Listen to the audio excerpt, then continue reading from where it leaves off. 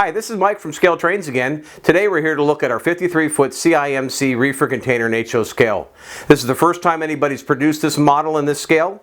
It's available as a single with sound pre-installed and also as a 3-pack without sound.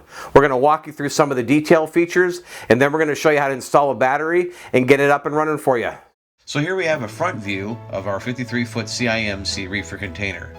Some of the features you'll notice are the Thermo King reefer unit and fuel tank on the front. You'll also notice the hazmat placards. They're photo etched, separately applied, and vary in location and quantity depending on the prototype. Here we have a side view of the CIMC 53-foot reefer container. Again, you will see the photo etched hazmat placards. Obviously, these containers are designed to stack with themselves in other Scale Trains containers, but they're also designed to stack with containers from other manufacturers. They're also designed to fit commercially available container chassis.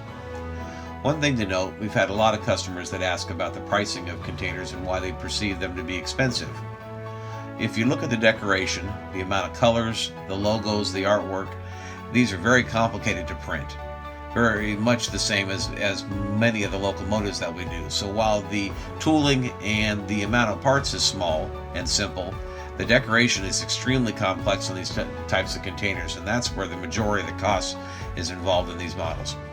You'll see the door rods and the hazmat placards, both of which are separately applied parts, and you can also see more of the complex decoration, such as the door gaskets, door hinges, conspicuity striping, CIMC builder's plate, and much, much more. So now we're going to install the battery. I'm going to show you where the controls are and how everything works. So as you turn the container over, you're going to notice that there's a black slide switch. That's the power that turns it on and off. And there is a white push button, and that's the volume control. The volume control is basically a stair-step type of a thing, so every time you push it, the volume is going to get gradually louder till it gets to the maximum volume, and then when you push it again, it's going to turn the volume off, and then it starts over again. So we've also got 2 ports in the bottom for the sound to get out. So let's go ahead and take this apart. I'm going to show you how to install the battery. First thing that you're going to need to do is you'll need a small screwdriver and wedge it between the floor and the side of the body and get the floor loosened up, and then the floor comes out. Inside you'll see obviously the speaker, the circuit board, and the connection for the 9-volt battery. The 9-volt battery installs as it would in any other kind of a 9-volt battery application. And the wires are routed through the slot on the side of the battery holder, and so you just kind of push those wires out of the way and get them into a secure location, and then we can put the body back on.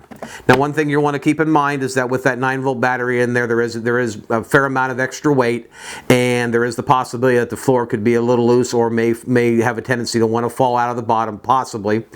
But again, as long as you pick the container up and hold on to it tightly, there's no reason why that floor should drop out. So what we're going to do now is we're going to slide the slide switch. We'll give it a second. And there you can hear the sound coming on. And again, now by pushing the white button, you'll hear the volume change. And so you can adjust it to whatever level is comfortable for you. The circuitry has programming on it that allows it to run automatically, so it will cycle on and off as the prototype would do. It also has a high and a low speed on the sound, so there is a time where it'll sound like it's running faster. That's normal as well. And again, it cycles on and off. With a fully charged battery, you should get at least 5 hours of runtime out of it. We've been able to get more, but about 5 hours of runtime. When you're all done with it, turn it back over. Simply slide the black slide switch, which turns it off, and you can put it away. That's basically all there is to it. So that's our 53-foot reefer container. We appreciate you taking the time to watch the video. To get more information, you can follow us on Facebook, or also check us out on our website at www.scaletrains.com.